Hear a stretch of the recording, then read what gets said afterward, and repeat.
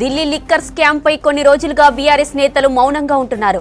ED నుంచి CBI కస్టడీకి మారిన పార్టీ లీడర్లు సైలెంట్ గానే ఉన్నారు.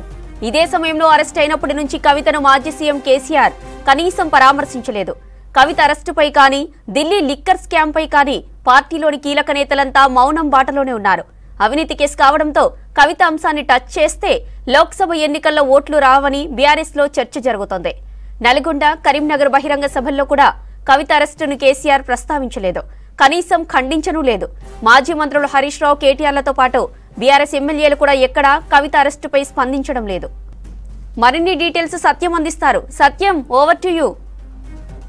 జ్యోతి, ఎమ్మెల్సీ కవిత అరెస్టు తర్వాత బీఆర్ఎస్ పార్టీలో కవిత అంశంపై పార్టీ మొత్తం పూర్తిగా మౌనం వహిస్తుంది. పార్టీకి సంబంధించిన కీలక నేతలు సైతం కవిత అరెస్టు అంశం ప్రస్తావించకుండానే వరుసగా సమావేశాలు, సభల్లో కూడా కవిత అంశాన్ని ప్రస్తావించకుండా ప్రచారంలో పాల్గొంటున్నారు. కానీ ఆ పార్టీ అధినేత కేసీఆర్ కుటుంబం సంబంధించిన, లేదంటే అధినేత కూతురైనా కూడా మాజీ ముఖ్యమంత్రి కేసీఆర్ ఇప్పటి వరకు ఎక్కడా స్పందించలేదు.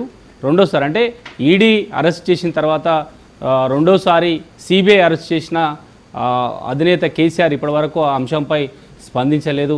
ఇక కేసీఆర్ ఎన్నికల తర్వాత కవిత అరెస్టు తర్వాత కూడా ఆయన రెండు బహిరంగ సభల్లో పాల్గొన్నారు. ఒకటి నల్గొండ సభ, అదేవిధంగా కరీంనగర్లో కూడా రెండు బహిరంగ సభల్లో పాల్గొన్నారు. అక్కడ కూడా పూర్తిగా రాష్ట్ర ప్రభుత్వంపై ఆరోపణలు చేశారు తప్ప కవిత అరెస్టు అంశాన్నిపై ఆయన స్పందించలేదు. ఎందుకు అరెస్టు చేశారు అంశాన్ని కూడా ప్రజల్లో ప్రశ్నించలేదు.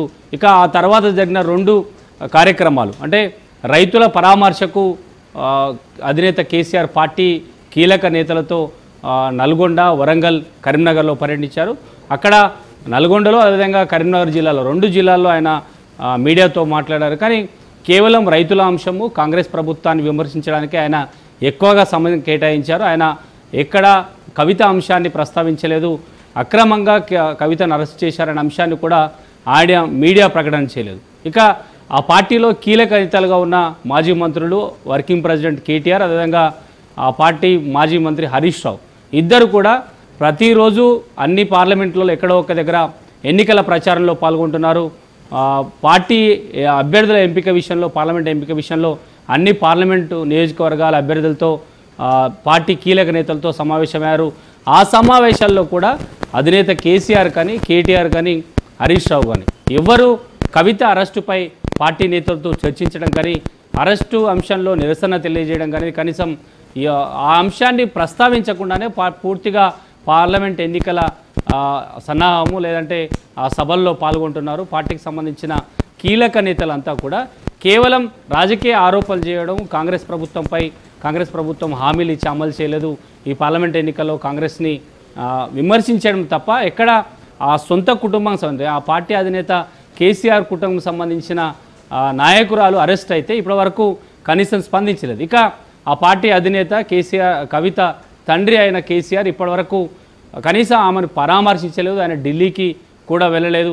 కనీసం ఆమె అరెస్ట్ అయినప్పుడు కూడా ఆయన కనీసం ఖండించలేదు. కానీ ఆ రోజు అరెస్టు సందర్భంగా హడావిడిగా ఈడీ అధికారులతో వాగ్వాదం దిగిన కేటీఆర్ ఆ తర్వాత ఢిల్లీకి వెళ్ళారు. 3 రోజులు అక్కడే ఉన్నారు. కానీ ఆయన ఢిల్లీలో కూడా మీడియా సమావేశం పెట్టలేదు, అరెస్టును ఖండించలేదు.